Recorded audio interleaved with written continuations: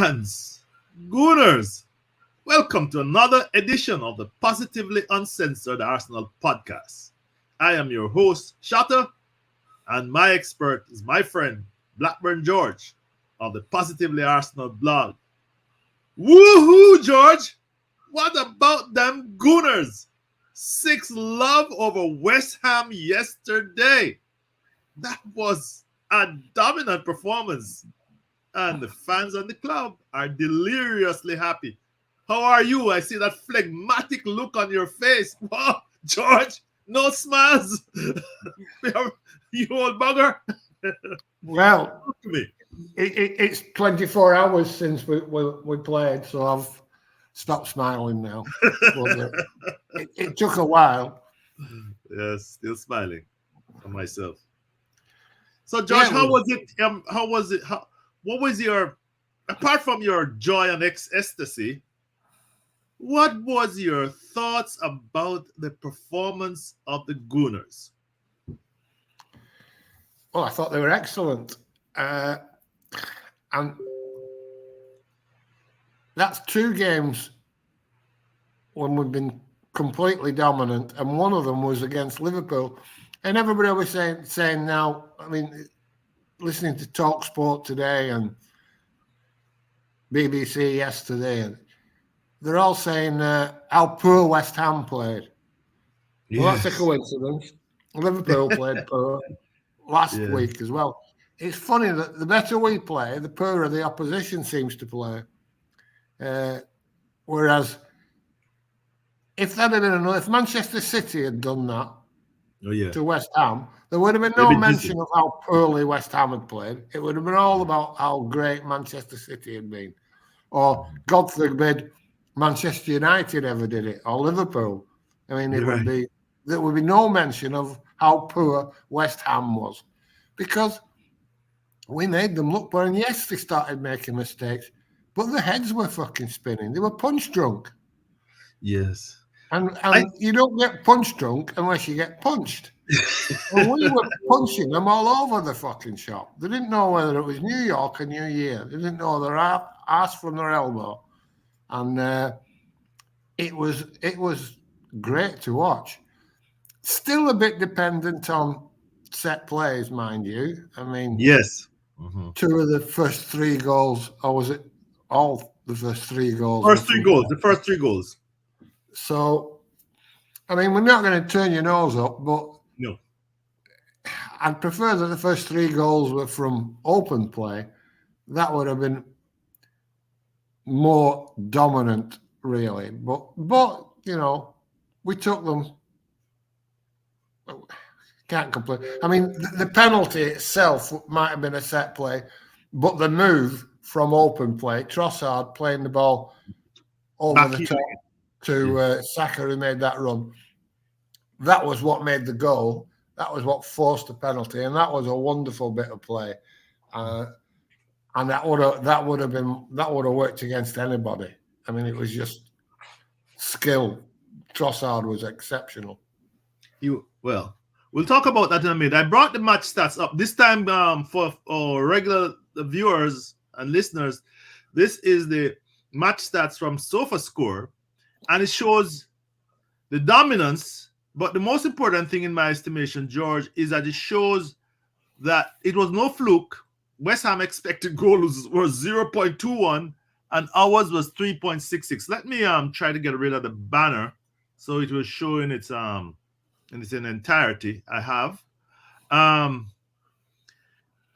don't think I can blow this up anymore. But your thoughts on that when you look at the actual black and white stats here, in color, of course, but you did comment on it before. The domination was not the punching. You said they were punched from the beginning and to the end. Of course, we had the mercy rule. Arteta obeyed the mercy rule around the 80th minute when he brought on those subs, but they were punched heavily, and like I could call that a technical knockout if we want to use a boxing parlance. Your comment on the stats and the well, what's noticeable is 25 shots, 12 of which is almost 50%, was on target. Mm-hmm. And that's good. That's good for us anyway. So that's a plus. But I tweeted yesterday that don't we look so much better with Havertz playing number 9 rather than Jesus? Well, absolutely, because George he plays within his limitations. Yeah, he plays. He's a tall. He's a tall. Well, I mean, it's not that he's clumsy, George. It's just that he's not clinical in front of goal, which we would have expected for a 60 million player. But he does a lot of work off the ball, and he, in my opinion, and he drops back, and the defenders have a hard time picking him up. Is that maybe you want to add or? Yeah, he seems to play. I mean, Jesus has been plays a false 9 more than an actual number 9, and so did Hazard. But Havertz. But Havertz seems to stay more in the area you would expect a false 9 to stay. He doesn't want to join in play as much. He doesn't run with the ball as much. He doesn't look as good on the eye. Yes. He doesn't do the special things. But he keeps the play ticking over, and he breaks up play, and he like you say, he puts a shift in. He's not slow. He's not a slouch, so you can't take advantage of him. You know what I mean? And yes. Against Liverpool, you have to say against Liverpool and against West Ham, he's made a difference. I think it's the team seems to function better with him. I mean, it's only 2 games because it's not the first time he's played that role, and it hasn't been as effective. Right. But maybe he's settled in. Maybe we're going to get some value out of it. I still don't see £65 million, but I think he makes a difference. And we haven't missed Jesus. That's the best I can say. Everybody thought, it was going to be a disaster if Jesus got injured again.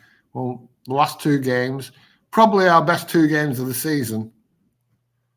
And Jesus nowhere to be seen. And Shevchenko nowhere to be seen. You mean Zinchenko? Zinchenko. You're reprising Mr. No, Zinchenko. Are you a Chelsea fan or what? Are you a Chelsea fan or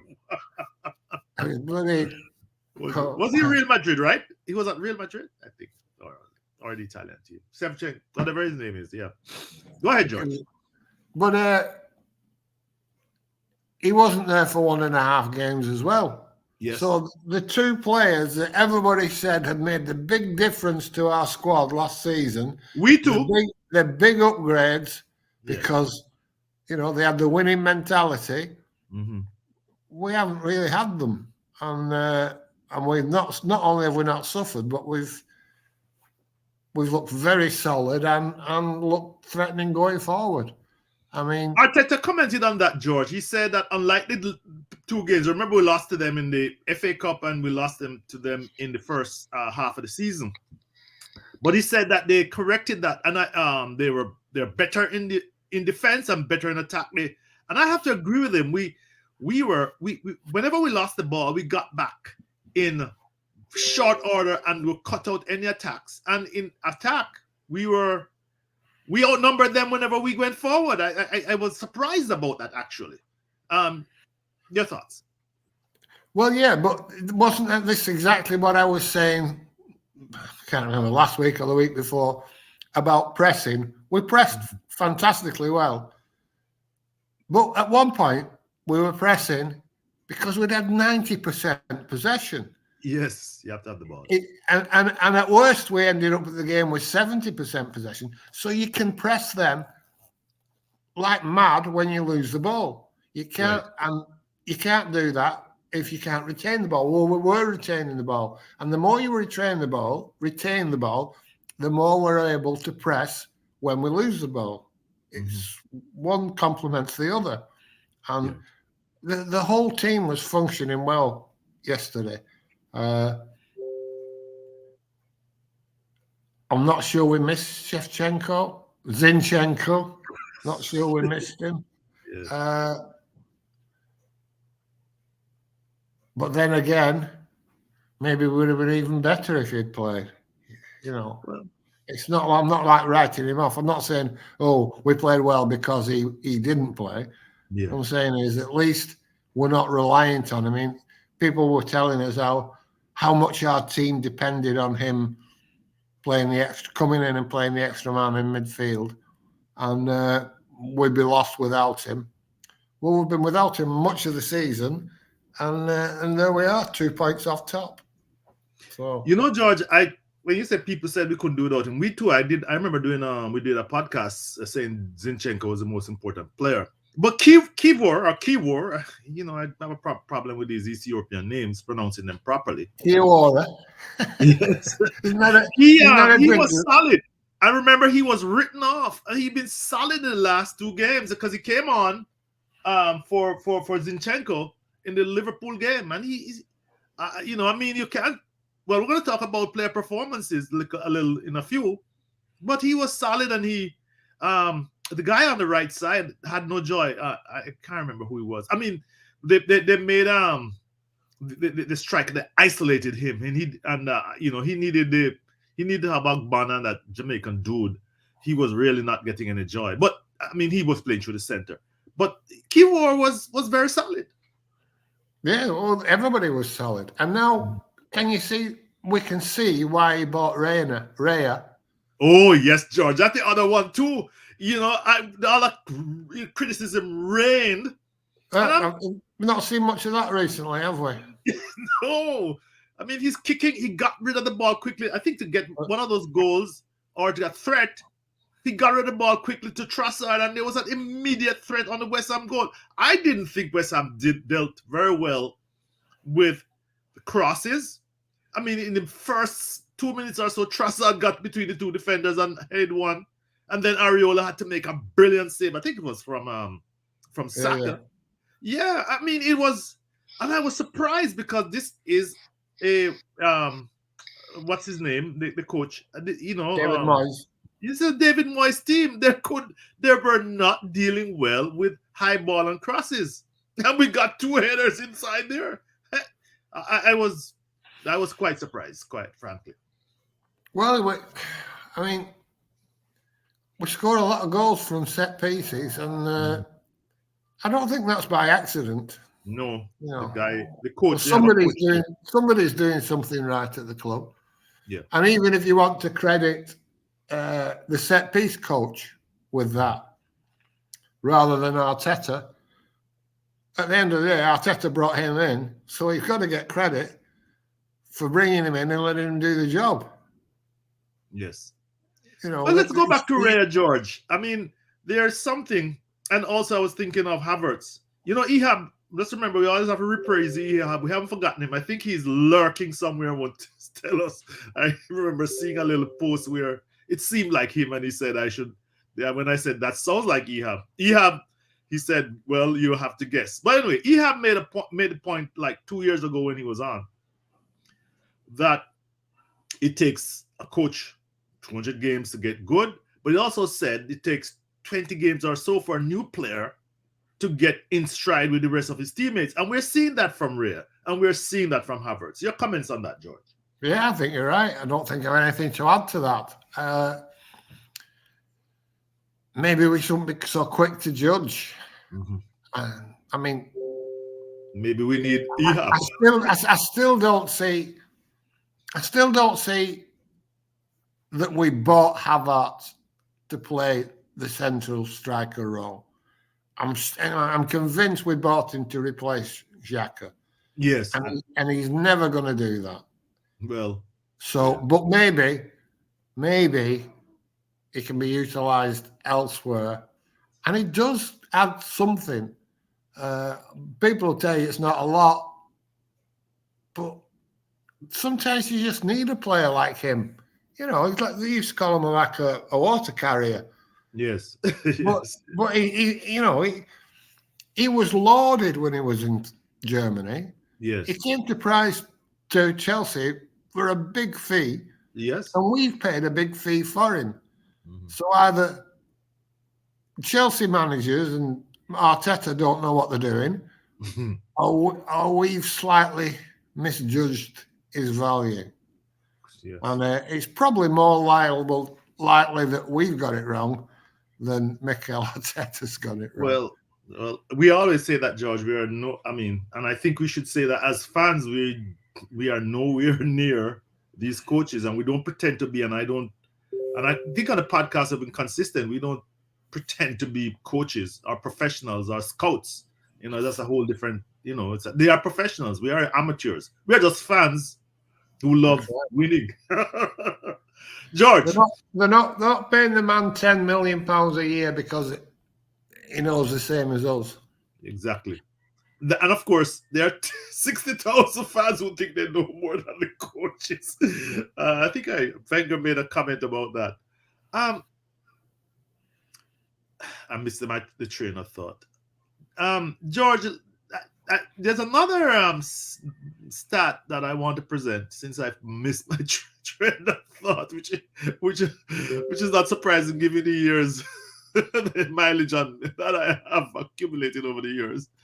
But player stats, George. I mentioned this to you, and this is from Who Scored. And I have never seen, I'm going to add it to the stage. I have never seen a player stats for Arsenal where nobody scores less than 7. And in this case, by the way, George, they made Declan Rice the man of the match. But first, you maybe want to comment on the fact that the lowest score was given, I think, to Raya, 7.14. 7.14, George, 70%, and he had very little to do, by the way. And then you may want to comment on the top players yesterday. Your turn. Yeah. Well, everybody did have a good game. And we know goals and assists skew the numbers. Yes. Trossard, for instance, he's got 8.48. Yes. And he scored a goal, but he was a threat, George. I mean, he was out jumping the centre halves. But Odegaard and Rice got more. Yes.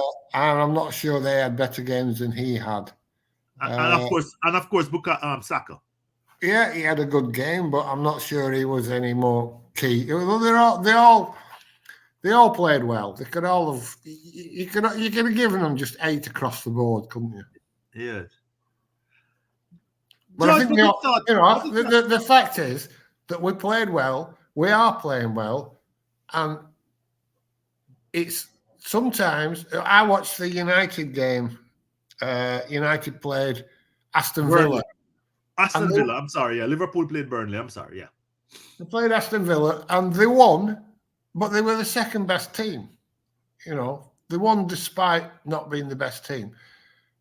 And eventually, we keep saying that performances are reflected in results. Yes. And our performances have been reflected in the results of late. We've been dominating the games and dominating the score.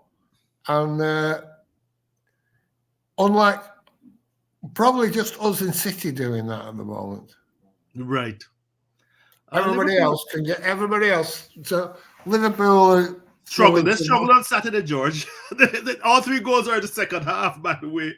They throw in some ropey performances, and United are winning when they shouldn't be winning, but people will tell you that's a good team. I'll tell you that's a lucky team. If you keep winning when you shouldn't be winning, that's the sign of a lucky team, not a sign of a good team, because it can't last, and it won't last, and it never lasts. But we're playing dominant football at the moment, and we're getting rewarded with the results. And I have to say, I don't care who we play at the moment, unless we're playing Manchester City at the Etihad, I fancy us to win. No, that is a statement, George, because we both have been saying consistently that Manchester City is a team to beat, and they came back from the World Club Championship and have been beating everybody. I think they've gone 4 or 5 games on the bounce, winning. I may be wrong, I think, but on Saturday they didn't look like they were going to lose, although they struggled to get their goals until Haaland lashed that one in, and then the floodgates opened. Well, that wasn't much of a floodgate, but you and I have consistently said that they have the ability to win all their games going down the stretch. Not that they will, but they have the ability. Your thoughts? No, but what I'm saying is if I was to tell you now, I think Manchester City will win every game from now till the end of the season, it's not an outrageous statement. It's not, oh, that can't happen. Mm-hmm. Whereas if I was to say Arsenal can do it or Liverpool can do it, I'd expect you to look at me through squinted eyes because that's a bold claim. But at this moment in time, the way we are playing, I think we can. I fancy us to beat anybody. Of course, it might not last. It very rarely does last. You know, yes. We're not going to be in this form forever. But I still find, who are you going to be scared of? You're not going to be scared of United. You're not going to be scared of playing Tottenham or Chelsea, or Aston Villa. There's only Manchester City. We don't have to play Liverpool again. They're out of the way. We've 1 game left. Manchester City away,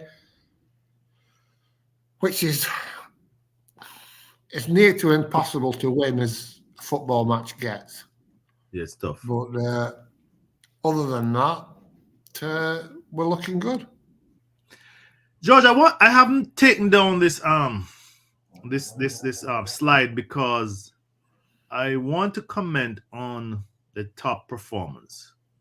You see, there is a Who Scored gave Declan Rice the man of the match, but all the other websites, including the PremierLeague.com and even SofaScore, gave Bukayo Saka man of the match. I'm going to blow this up a little so everybody can see it.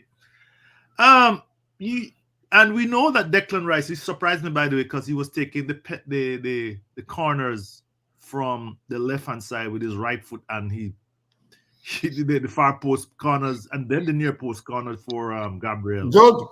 I'm glad because Trossard and Martinelli have been bloody useless. Yeah, that's the point. So then he scored a goal from about 25 yards, a screamer. But Saka, I would want to comment. I think when he came inside for first time in a long while, I saw him get in between the fullback on the center half, and he also got in there to threaten them with a couple of headers. So between the two, where do you stand? Sorry, between the two of who? Rice and Saka. Who is your man of the match? Yes.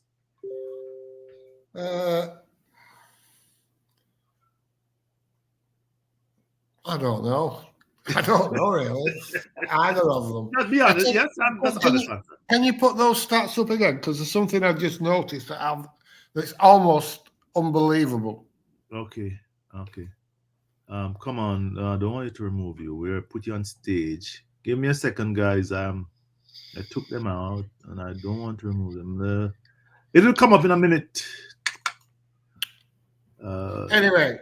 Yeah, go ahead, George. I'm going to bring it back up. I don't know why the stats that I've just seen is that everyone in the team, apart from Trossard, was over 90% pass accuracy. Wow. I mean, have you ever seen anything like that? No. That's I didn't notice that, but yes, that is. Of course, Adore has 100%. Oh no, that's why we don't see any complaints. Right. You are right, George. Over 90%, but that is astounding. What does that say about us? And like Trossard he's just dipped below 80, but he was trying more creative passes. Right, the difficult passes. But I mean, a shame about him, but I've never seen that before. Have you ever seen? Neither have I, George. Before? Actually, neither have I. And there's something else I want to point out to you as well, George. And I see that online a lot. I know I interrupted you, but people have been saying, talk about 90%. And Martin Odegaard, who has a 95% pass accuracy, he was dominant, and that he's not gotten the praise that he should, because everything, well, literally everything in the center of the field came through him. You want to comment on that? Yeah, he was 100. Did he have 102? Yeah, 121 touches. 121. Jesus. Astounding. But I don't think West Ham dealt with. I think West Ham did not have anybody to man mark him, because I've seen other teams man mark him to reduce his effectiveness. Yeah, but I mean, normally if somebody gets over 90% pass accuracy, just one player in the team, we're pointing it out. We're going, look at that, 92%. You know, Saka would get 90-odd% one day, and you'd say, look at him, what a fabulous passer of the ball he is. Fucking hell, 10 out of 11, over 90%. Right. And the goalie had 100%, so he was under no pressure. Okay, I'm not over. You know, that's a position where if you don't have any pressure, you should be passing. But Rhea, no wonder we don't hear any more criticism of Rhea, as I want to reiterate. Yes, I think. Did you notice that at the beginning of the at the kickoff, we didn't pass it back to Rhea and him launch it long onto to Saka on the wing, which we normally do every time. We kept the ball, and it was like a minute and a half into the game, and West Ham hadn't touched the ball. Yes. We kept it for a minute and a half. And now most of it was in our own half. We hadn't ventured far out of our own half. Yes. But straight from the off, that's demoralising. I remember watching years ago the cup final we played against Chelsea, when Chelsea had just won the league, and everybody thought that they were going to batter us. I remember watching it, and we strung 42 passes together right at the beginning of the game, which culminated in a shot just going wide. But and as soon as I saw those 42 passes, I thought, we're on it today. Yes. You know, we're on it today. That's good. Because it gives the other team straight away. You've stamped your authority on the game. Mm-hmm. You know, you've shown them. If you give us the ball, you might not see it again for a minute and a half, 2 minutes. And I don't think West Ham recovered at all from that. Just from that. Moyes in his post game said we had gone to another level. Yeah, I think we have just recently, and let's hope it can be maintained, because it's good stuff. It was good, and it's reason to feel deliriously happy, George. Yeah, and it's reason to be optimistic as well, because you keep saying this that we laughed at, you know, that there's a plan and it's progress and you've got to stick with it. And up to now, I mean, I thought we were, up to this last month, I thought we weren't playing as well as we did last season. You did, yes. But this last month, you couldn't say that, could you? No, we can't. And then we're still a player or two short. Imagine if you do get a replacement for Saka. Yeah, the fellow, the left-sided player, the one who got injured in the preseason, can't forget it. Timber. He's on his way back. He's like a brand new signing. Yeah. But I don't know where they would play him. And Thomas Partey. Don't forget, he's the best player in the world when we get him back. Everybody else will be scrapping for a place because he can play. He might even oust Ben White from right back. Yeah, I won't make any comment on party because I know we'll lose some listeners. Well, folks, Gooners, we think we reached the end of our standard time. We have our few but very loyal viewers and listeners. Remember to like and subscribe and encourage people. We, as you can see, we are two pensioners, and we have a lot of mileage on, but we try to just give our point of view. Thanks for your support. George, any comments? Yeah, thanks for watching. If you managed to get here to the end, like and subscribe and comment. Yes, we are. We really like your comments. You think we're chatting bollocks? Tell us. Yeah. Yeah, we don't mind. And it's fun, isn't it, when we're winning like this? Yes. All right, George, and all to the fans, thank you very much, and we look forward to your comments and support. Until next time, bye. Bye.